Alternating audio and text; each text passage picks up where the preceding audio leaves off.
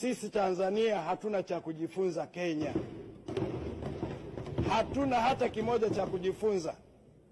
Tunawazidi siasa, tunawazidi akili, tunawazidi kila kitu. Sikusoma sana. Nimesoma mpaka kidato cha 4. Sikufanya vizuri. Wakati sisi tunamaliza shule, unapangwa unakwenda wapi, wakati huo wataalamu wanatafutwa.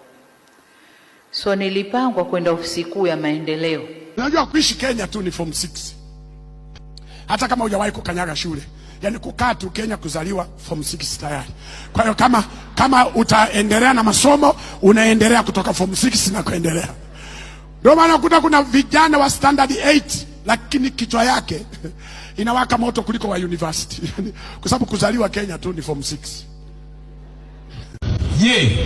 Watoto wangapi wanatoka Kenya kuja kusoma Tanzania? Wakaniambia mwenyekiti, haijawahi kutokea tangu tumezaliwa mtoto akatoka Kenya akaja akasoma Tanzania. Hata ingekuwa elimu kutotoa bure, hawaji. Tunalazimika tuwapeleke Kenya wakasome. Welcome to this broadcast. I'm Faith, the journalist, and in this video we shall be taking a look at some of the similarities and differences between Kenya and Tanzania.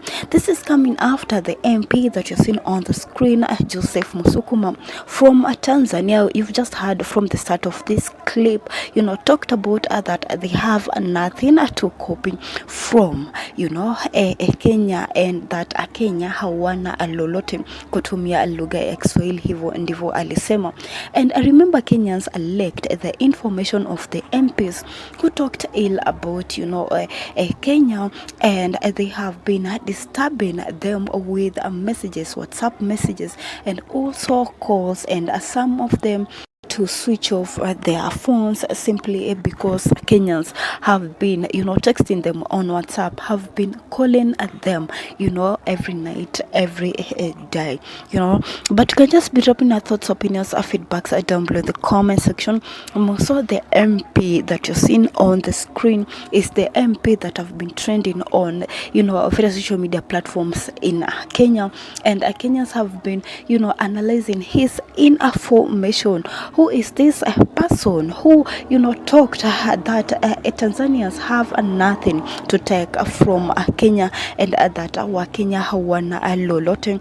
And all information about him have been trending on various social media platforms in Kenya. You can see this is the update that actually it has been trending for the past 1 week. You can see that his higher level of education is a class 8, or rather primary school, and that he only attended a primary school. But the essence of this video is analyzing the differences of Kenya and Tanzania. The chart on your screen, a comparison of infrastructure coverage, Kenya versus her neighbors. Kenya, road network 246,700 kilometers, rail network 3,383 kilometers, citizens connected to electricity is 75%. Ethiopia road network is 138,127 kilometers, rail network 2,185 kilometers, citizen connected to electricity is 30%, followed by Uganda, road network 129,469 kilometers, rail network 1,250 kilometers, citizens connected to electricity is 23%.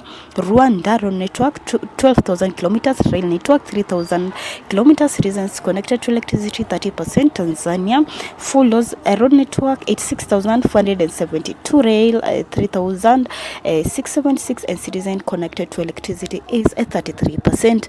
The chart that you're seeing on the screen, it is an indicator between Kenya and Tanzania. You can see the GDP nominal in Kenya is 131.7, Tanzania 86, then per capita is 2,468 in Kenya, then in Tanzania is 1,280, and the real GDP growth rate in Kenya is 5%, in Tanzania is 6%.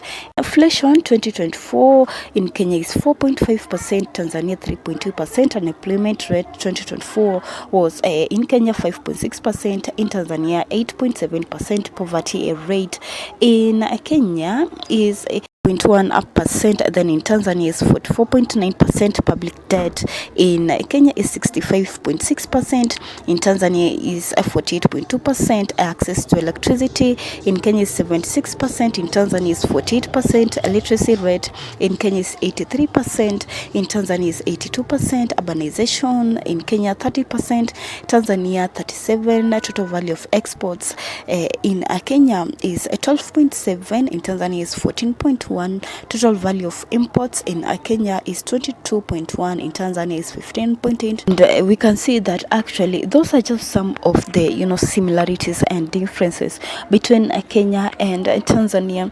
We know that actually both countries are renowned for their diverse wildlife and landscape, even including the wild-based migration from Tanzania to Kenya, and also from Kenya to Tanzania.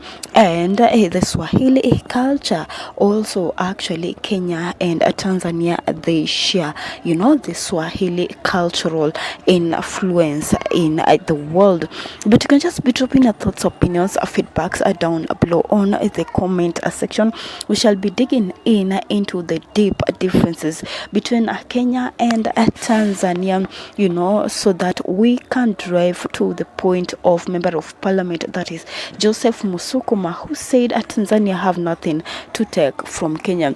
You can see from AI, that is economy, Kenya has a more developed and diverse economy with a greater focus on services and manufacturing, while Tanzania economy is more heavily reliant on agriculture and natural resources. In infrastructure, Kenya has a more developed and reliable infrastructure, particularly in transportation and communication, compared to Tanzania. In tourism, while both are popular tourist destinations, Kenya's infrastructure and accessibility make it a more popular choice for some types of tourism, such as safari adventures. Population, Tanzania is larger in area and has a larger population than in Kenya.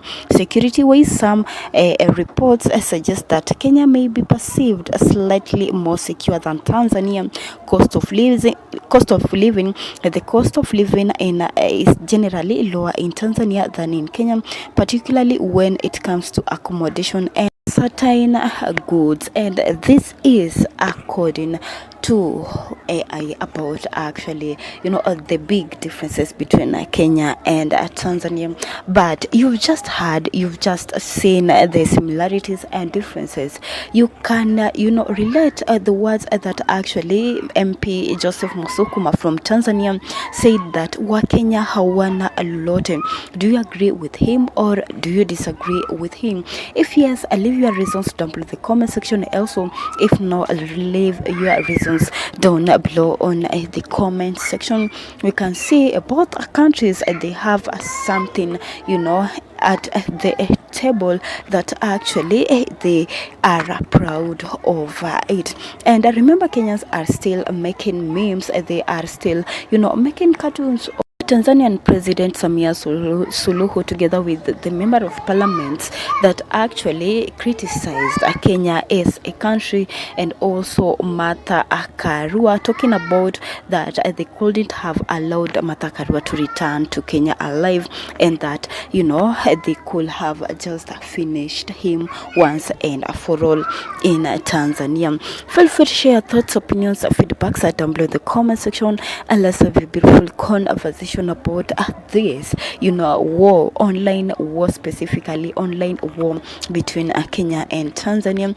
Remember, there is a statistics that actually Kenya is the first country in Africa that spend most of its time in various social media platforms, and that Kenyans are active on social media, or rather let's say internet, and that's why this online war, Kenyans always win with the other countries.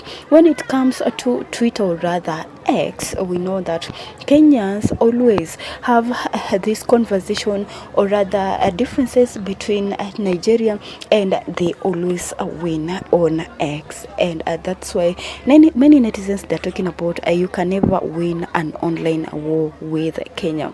Do you agree? Share your thoughts, opinions, or feedbacks down below the comment section. Let's have a chat down below the comment section, and feel free also to smash the like button if you feel you've just liked the video, and see you on our next video. Bye bye.